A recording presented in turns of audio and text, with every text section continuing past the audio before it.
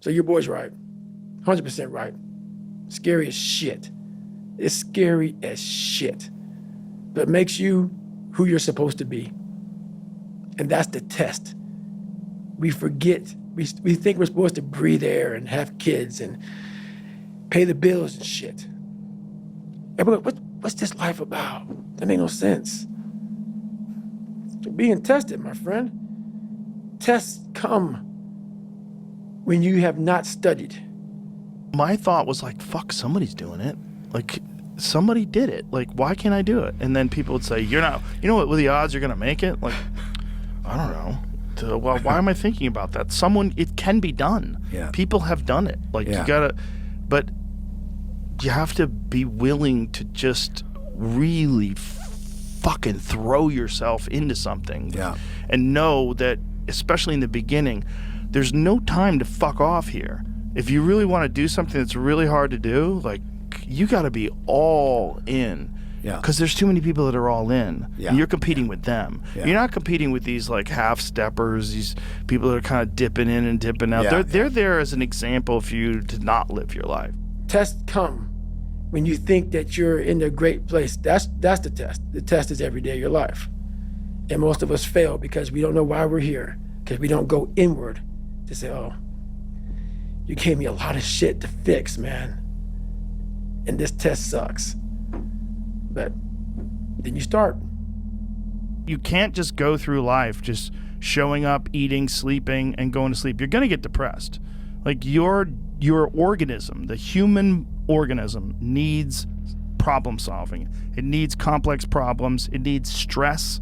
It needs some sort of difficult thing that you have to overcome. And through that, you relax. You can't just have happiness all day. Like, oh, I just want to be happy. Like, that's not real. Like, you have to face discomfort for you to appreciate happiness. I had no coach, had no trainer, had no money. I didn't know how to lose weight. I had no knowledge of what I was doing. I was just working. I was just sacrificing. And then through that, all these different tools started coming up.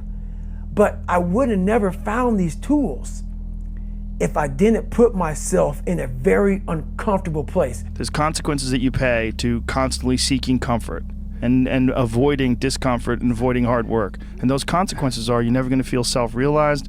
You're never going to feel like you accomplished anything. You're never going to have this feeling of understanding that difficulty and struggle and the ability to push through that is a muscle, and you develop that muscle by doing it. And once you do, you develop a lot of self-satisfaction, and you develop peace of mind, and you understand that you can overcome obstacles. If you don't have to overcome obstacles, you never know whether or not you can. Like what you were talking about with trigger time. Unless you are faced with actual adversity, you don't understand how you're going to feel and how you're going to react when you overcome that adversity.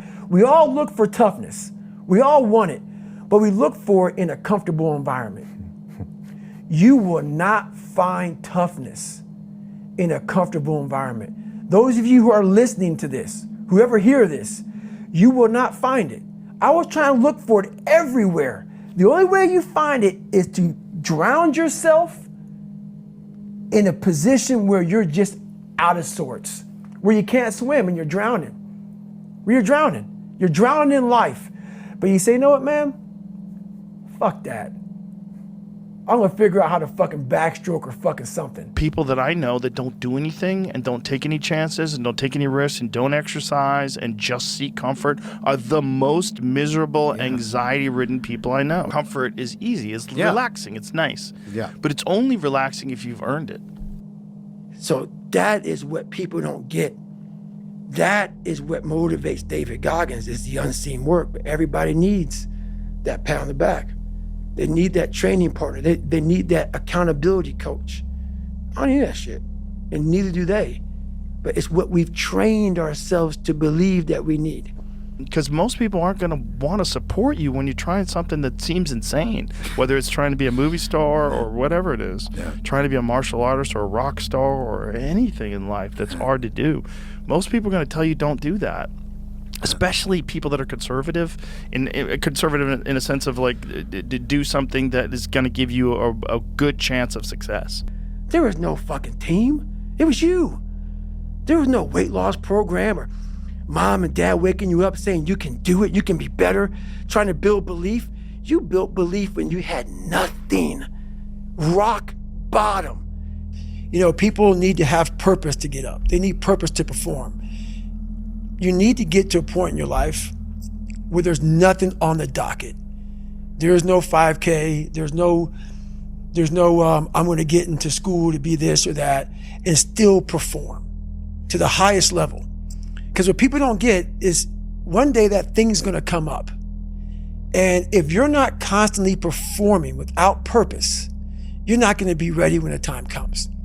It's not determinism that makes David Goggins run harder than anybody else. It's will. It's 100% will. His knees are destroyed. It's only will that just gets you up off the couch if your knees are destroyed and you run a tidy 30 miles that day. That's not determinism. That's bullshit. That's something that you have to develop. You develop that over years, decades of suffering, and going back into the suffer. That's why a lot of people who graduate Navy SEAL training, they want to know, like, I talk about it very openly all the time. A lot of guys don't want to go back into that water. Don't want to go back into the hard stuff. And maybe not anything hard in life. Once you get through it, very few people want to go back. They're happy they graduated. I realized I'm the same way. I don't want to go back. I have to go back. I must go back, because that is exactly where all the knowledge of my life exists. That's why losing in life is so important, whether it's getting dumped, getting fired, losing a game, loss. Those feelings where things didn't work out your way, that's important, because it lets you know this is the bad feeling that comes when it goes wrong, and you improve, and then it makes the good feelings of victory all the better. And I mean that, you know, in a relative sense, like even getting good at something, forget about victory, like making a terrible book that gets rejected by every publisher and then writing a really good one and people accept it and you're like, fuck, I got better. Yes. Like that's that that's feeling. Interesting, yeah. Those feelings of failure are really critical for your motivation. Like, God, I feel like I'm missing something. Yeah, because it's about 75% of you is still fucking in there. Still chained up. Because you just didn't want to find your willpower. Didn't want to find your soul, your will, your heart, your determination, your guts, your courage. I built all this willpower. Do you think it's gonna let me just retire because my knees hurt? It's telling me every morning, I wake up like, man, my knees hurt, my legs hurt, my body hurts, but you can still run. So why aren't you running? If you can still run, there'll be a time when you can't lace them up anymore, but you can still run. So I still run. When the time comes I can't run, the body will say, you just can't run. But if I can still do something, that willpower that I have created, it makes me do it every fucking day.